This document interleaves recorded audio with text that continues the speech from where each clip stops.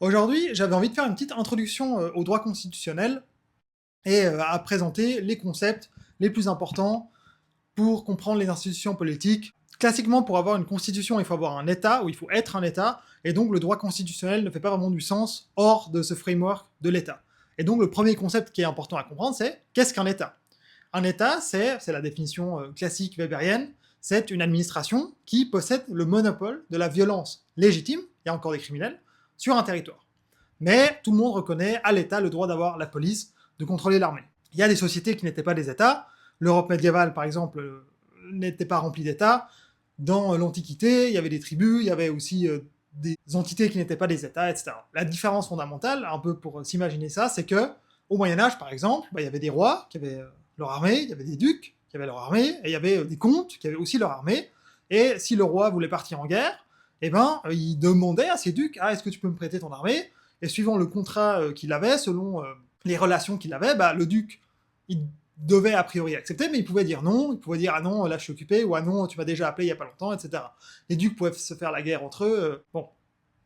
Si on prend par exemple aujourd'hui dans un État, la France, si Macron il décide de déclarer la guerre à un pays, il mobilise l'armée, si toi t'es un capitaine ou un colonel ou peu importe, dans un département quelconque et tu te dis « Ah non, moi je vais pas y aller parce que je trouve ma relation avec Macron est trop mauvaise ou il n'a pas la légitimité pour déclarer la guerre et tout », bah tu vas très vite finir en prison. Donc ça c'est pour les États.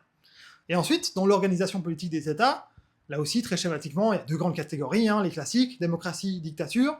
Les dictatures, on peut les sous-catégoriser comme soit les régimes totalitaires, ce qui est un terme relativement controversé, mais qui est assez utile justement pour une introduction comme ça, où le gouvernement ou l'État a une visée à contrôler le plus possible les interactions des êtres humains, les interactions de la société, et l'économie de manière générale, la culture, enfin tout.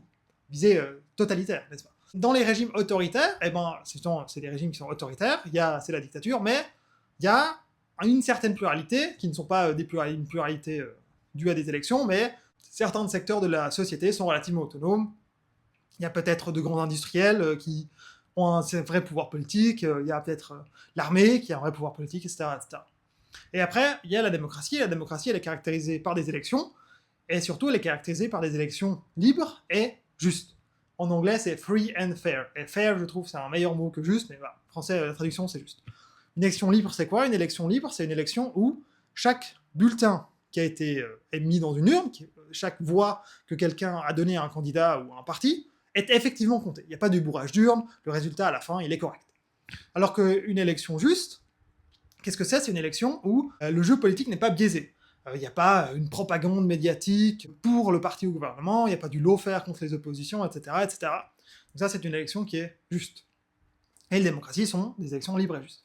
Je trouve aujourd'hui, au XXIe siècle, pour comprendre la politique et les différents pays, une quatrième catégorie est très utile, la catégorie de régime autoritaire compétitif. Par exemple la Hongrie, où les élections sont libres, il n'y a jamais eu du bourrage dur en Hongrie, mais elles sont clairement pas justes. 99% des médias faisaient de la propagande pour Orban. Dans un régime autoritaire compétitif, les élections non justes introduisent un biais envers le gouvernement. Pour le gouvernement, ce biais il peut être surmonté, on l'a vu justement en Hongrie il y a pas longtemps, mais bah, il a fallu 16 ans quand même pour renverser Orban, et donc c'est pas non plus une démocratie pure jus. Au sein des démocraties, et puis là je vais surtout me concentrer sur les démocraties, parce qu'on vit en Occident, et donc le droit constitutionnel s'intéresse surtout aux démocraties, depuis Montesquieu, on trouve que c'est important de séparer les pouvoirs.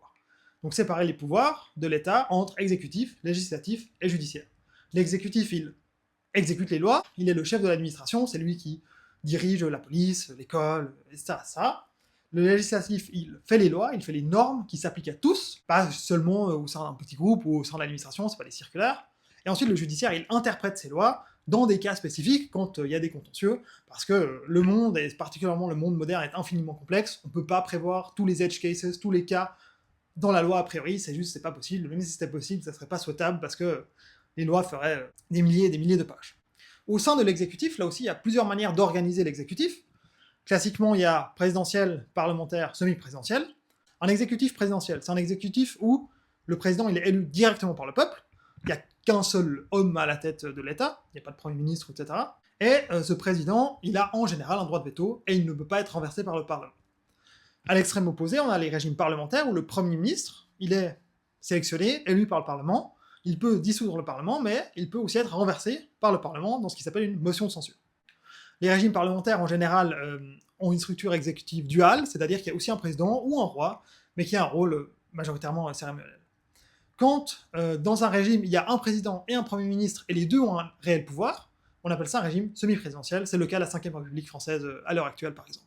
En ce qui concerne le législatif, là, la division classique, c'est bicaméral ou unicaméral. Donc bicaméral, c'est il y a 2 chambres du Parlement.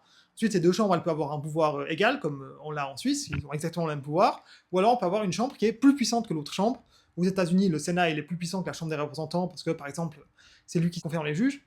Et en France, c'est l'inverse, c'est l'Assemblée nationale qui est plus puissante que le Sénat. Parce qu'elle peut passer des lois, même si le Sénat est contre. Et ensuite, il y a des pays où c'est monocaméral, où il n'y a qu'une seule chambre, par exemple la Grèce. Ces chambres de Parlement, donc le Parlement, il peut être élu à travers différents modes de scrutin. Les 2 grandes catégories ici sont le mode de scrutin proportionnel. On essaye de faire en sorte que un parti, s'il a par exemple 10% des voix, il obtiendra à peu près 10% des sièges. Cette proportionnelle peut être faite dans une seule circonscription, au niveau national, ou dans diverses plus petites circonscriptions qui envoient 5, 10, 20 députés, et donc on fait de la proportionnelle au sein de cette circonscription. Il y a aussi un autre mode de scrutin proportionnel qui s'appelle le vote simple transférable, mais ça commencerait à devenir un peu trop détaillé et très compliqué. Mais si ça vous intéresse, c'est le système qu'ils utilisent en Irlande et dans la chambre haute de l'Australie. Ensuite, on a les modes de scrutin où on vote pour une seule personne, les scrutins uninominaux, où là, le pays est aussi découpé en circonscriptions, mais qui élise une seule personne. Elle peut être à un tour, comme c'est le cas au Royaume-Uni ou aux États-Unis, ou il peut être en 2 tours, comme c'est le cas en France, par exemple. Et ensuite, vis-à-vis du judiciaire, là aussi, l'organisation, il y a plusieurs types un peu d'organisation. Premièrement, au sein du judiciaire, il est possible d'avoir une cour constitutionnelle ou non. Et une cour constitutionnelle, qu'est-ce qu'elle fait? C'est qu'elle est capable, ou elle peut, dire au législateur ou à l'exécutif, votre loi que vous venez de passer est contraire à la Constitution, je l'annule, elle n'a pas le droit de passer. Il y a des pays où il n'y a pas de cour constitutionnelle, ensuite on n'en a pas, c'est le Parlement lui-même qui décide quand il passe une loi si cette loi est fidèle à la Constitution ou non, ou alors le peuple en dernier recours, si un référendum, peut-être un argument, ça pourrait être « ah oui, cette loi est inconstitutionnelle, il faut voter contre ». Ensuite, l'organisation du judiciaire, celle-là, elle est assez classique, c'est la même un peu partout, il y a plusieurs instances, il y a une première instance, où si on n'est pas content, on peut faire recours vers une deuxième instance, et si là on n'est toujours pas content, on peut faire deuxième fois recours vers une cour suprême qui décide et cette décision sera finale. Et pour finir, en termes de judiciaire, il y a 2 grands principes d'organisation judiciaire, il y a soit le common law, donc Royaume-Uni, États-Unis, etc., où là, les lois, elles sont moins détaillées, et c'est le juge qui construit la loi à travers des précédents en disant « ah oui, dans ce cas-là, il faut interpréter le truc comme ça, dans ce cas-là, il faut interpréter le truc comme ça, etc. etc. » Donc la loi est quelque chose qui bouge plus et qui est beaucoup construit par les juges.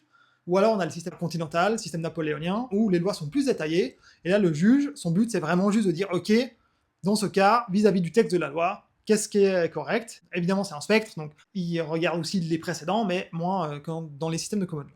Voilà, j'espère que ça aurait été utile pour n'importe quel étudiant de Sciences Po de première année.